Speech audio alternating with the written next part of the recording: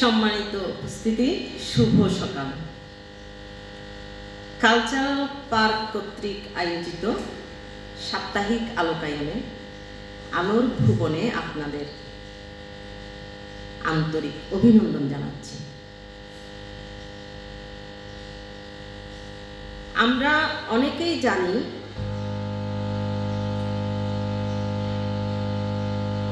মহামানবেরা যুগে যুগে বলে গেছেন, বলে যাচ্ছেন। তা কি? তা হলো মানুষের সত্যিকারের বন্ধু হচ্ছে তার ভালো বিবেক বুদ্ধি, আর শত্রু তার অজ্ঞতা। মানুষের সত্যিকারের বন্ধু তার ভালো বিবেক বুদ্ধি, আর শত্রু তার অজ্ঞতা। অজ্ঞতা মানে কোনো বিষয়ে জ্ঞান না থাকা বা না জানা। এই অজ্ঞতা আমাদের যে পরিমাণে ক্ষতি করে থাকে, অন্য কোনো কিছুতেই সে পরিমাণে ক্ষতি হয় না। অজ্ঞতা আমাদের কি করে? আমাদের মানসিক শান্তি কেড়ে নেয়। আমাদের মানসিক শান্তি কেড়ে নেয়। আমরা আমাদের জীবনে চলার পথে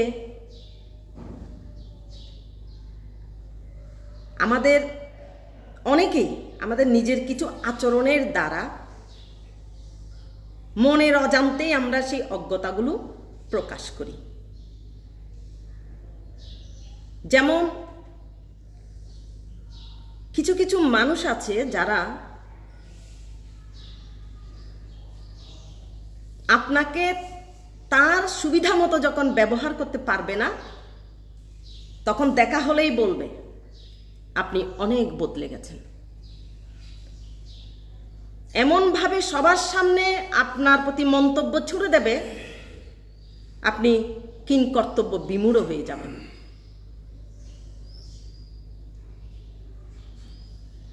অনেকেই তখন নেগেটিভভাবে রিয়্যাক্ট করে। এটাও কিন্তু অজ্ঞতা। আর অনেকেই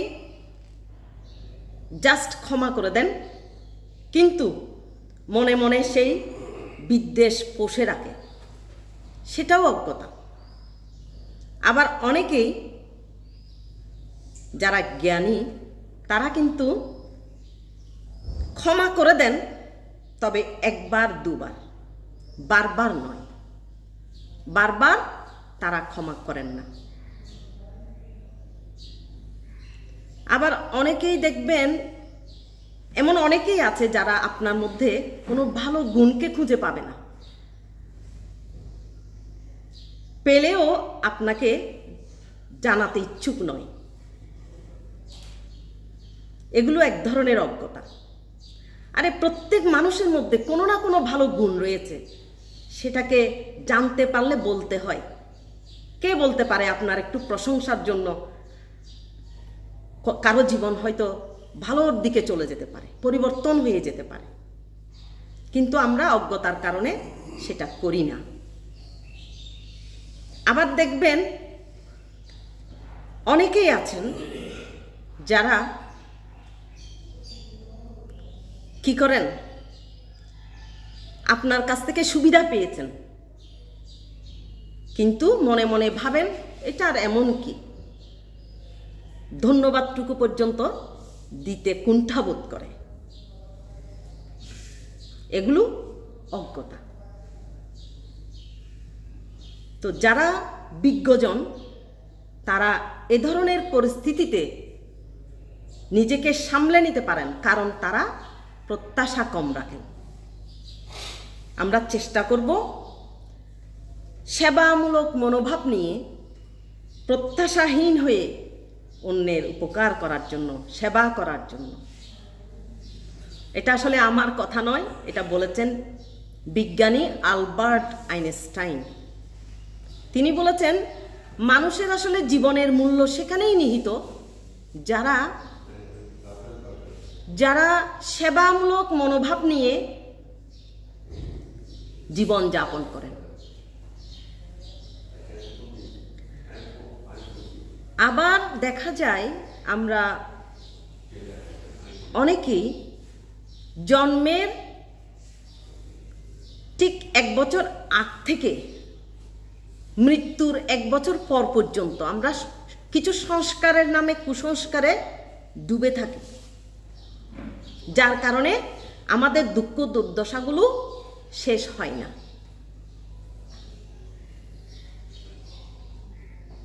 আবার আসলে খুব কষ্ট লাগে এগুলো।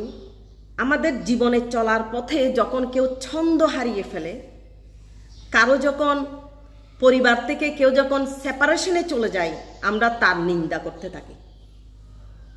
তখন অপরপক্ষ অনেক সময় যখন মানসিকভাবে দুর্বল থাকে, যখন তার মধ্যে অজ্ঞতা থাকে, সে তখন সেই সেপারেশনটাকে, সে ডিভোর্সটাকে সে মেনে নিতে পারে না। সে মনে করে জীবন শেষ। এই যে অজ্ঞতা, এই অজ্ঞতা দ্বারা আমরা তখন কি করি? হতাশায় চলে যাই, আমরা নেশাগ্রস্ত হয়ে পড়ি। এমনকি অনেকেই আমরা আসলে নিজের জীবনটাকে পর্যন্ত হত্যা করতে দ্বিধাবোধ করি না। এই যে অজ্ঞতাগুলো, এগুলো যে আমাদের চরম দুর্দশায় ফেলে দেয়, আমরা কল্পনাও করতে পারি না। মহামতি গৌতম বুদ্ধ বলেছেন এই জন্য যে অজ্ঞতা দূর করে জীবন প্রবাহকে মেনে নাও, কারণ এগুলো আমাদেরই কি জীবনের অংশ, এগুলো আমাদেরই জীবনের কর্মফল। আবার আমরা অনেক সময় কি করি? আমাদের দুঃখ দুর্দশার জন্য অন্যকে দায়ী করি। আমাদের রোগ শোকের ভোগান্তির দুরবস্থার জন্য আমরা স্রষ্টাকে দায়ী করি। কিছুদিন আগে আমি আমার এক দাদু অসুস্থ, তাকে দেখতে গিয়েছিলাম। তো দিদা তার সেবা করতে করতে একেবারে ক্লান্ত, একরকম চোখে জল নিয়ে কান্না করে আমাকে বলছে যে আমি আর পারছি না, তোমার দাদুর সেবা করতে করতে আমি এত ক্লান্ত, আমি মানে আসনটা পর্যন্ত দিতে পারছি না, ঠাকুরকে ডাকতে পারছি না। আবার বলছে না, আর ঠাকুরকে আর আসন টাসন দেব না, ডাকবো না। মানে ওনার খুব অভিমান। এই যে নিজের দুরবস্থার জন্য ঠাকুরকে বলছে আর ডেকে কি হবে, তিনি তো আমার স্বামীকে এত বড় বড় রোগ দিয়ে কষ্ট দিচ্ছে, বিছানায় ফেলে রাখছে, আমি তাকে আর ডাকবো না। কান্না, মানে উনি আমাকে যেভাবে বলছেন আমি বুঝতে পেরেছি বিষয়টা, যে আসলে আমরা এভাবে অজ্ঞতার পরিচয় দিই মানুষের কাছে। আমার দুরবস্থার জন্য, আমার রোগ সুখের জন্য তো স্রষ্টা দায়ী নয়। তাহলে এই যে স্রষ্টার প্রতি অভিমান, অভিযোগ, এই যে অজ্ঞতা, আসলে শুধু তিনি নন। আমরা যদি খোঁজ নিই দেখব প্রতিটা ঘরে ঘরে মানুষ এই অজ্ঞতার আগুনে জ্বলে পুড়ে মরছে। এই জ্বলে যাওয়াটা চিতার আগুনে জ্বলে যাওয়ার চেয়ে ভয়াবহ।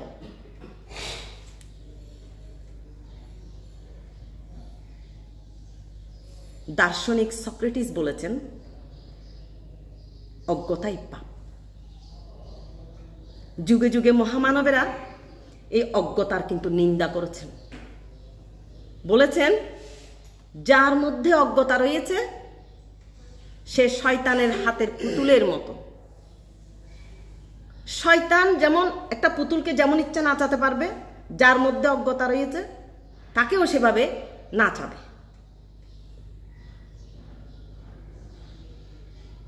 আমরা অনেক সময় কি করি, ড্রাইভিং জানি না, কিন্তু গাড়ির ওই ড্রাইভারের সিটে গিয়ে বসে থাকি, ওটা দখল করে বসে থাকি। তো ড্রাইভিং জানি না, গাড়ির ড্রাইভারের সিট যদি আমি দখল করে বসে থাকি, আমি কি আমার গন্তব্যে পৌঁছাতে পারবো? পারবো না। ঠিক তেমনি আমরা যে মহামূল্যবান জীবনটা পেয়েছি, অথচ আমরা আমাদের অজ্ঞতাগুলোকে আমাদের ভেতরে নিয়ে বসে আছি। তাহলে কি আমরা যথাযথভাবে আমরা কি আমাদের জীবনের সেই অন্তিম মুহূর্ত পর্যন্ত যেতে পারবো? পারবো না। আমার মাঝে মধ্যে মনে হয় মিতালি মুখার্জি মনে হয় সেজন্যই গিয়েছেন, জীবন নামের রেলগাড়িটা পাই না খুঁজে স্টেশন, জীবন নামের রেলগাড়িটা পাই না খুঁজে স্টেশন, কোন লাইনে গেলে পাবে বলবে কারে কোন সেজন, জীবন নামের রেলগাড়িটা পাই না খুঁজে স্টেশন। আমি আসলে যারা আজকে কাছে থেকে বা দূরে আমার এই আলোচনা শুনছেন, আমি বলবো জীবন নামের গাড়িটা স্টেশন খুঁজে পাই, আমি পেয়েছি। আমি কালচারাল পার্কে এসে আমার জীবনের যে শেষ গন্তব্যে আমি কিভাবে যথাযথভাবে যেতে পারবো, আমি সে প্রশিক্ষণ নিয়েছি।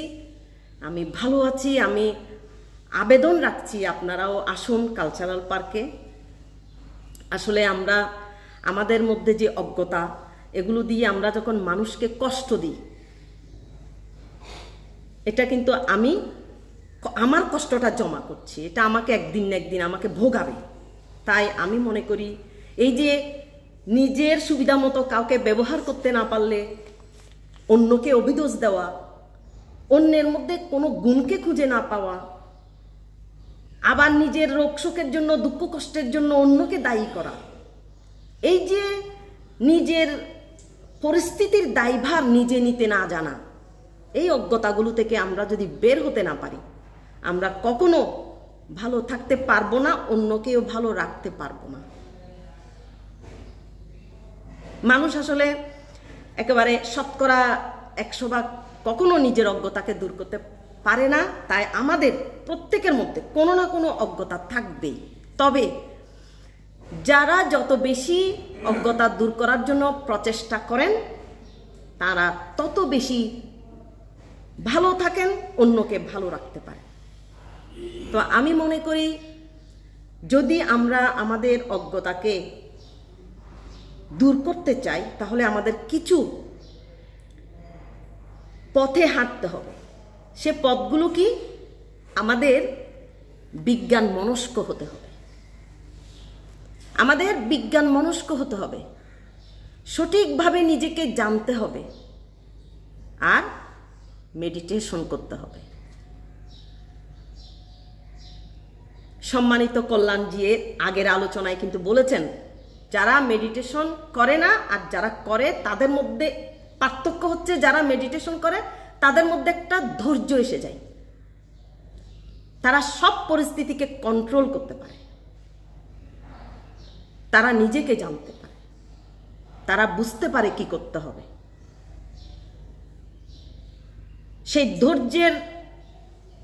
ধৈর্য নামের যে চাবি, সেই চাবিটা এক সময় আমাদের সুখের দরজা খুলে দেবে। তাই আমি বলছি, আসুন আমরা আমাদের যার মধ্যে যে অজ্ঞতাগুলো রয়েছে, আমরা সেগুলো দূর করার প্রচেষ্টা করি, নিজেও ভালো থাকি, অন্যকেও ভালো রাখি। আমাকে কিছু বলার সুযোগ দেওয়ার জন্য কল্যাণজিকে আবারও আমি কৃতজ্ঞতা জানাচ্ছি। আপনারা সবাই ভালো থাকবেন, অপরকেও ভালো রাখবেন। ধন্যবাদ।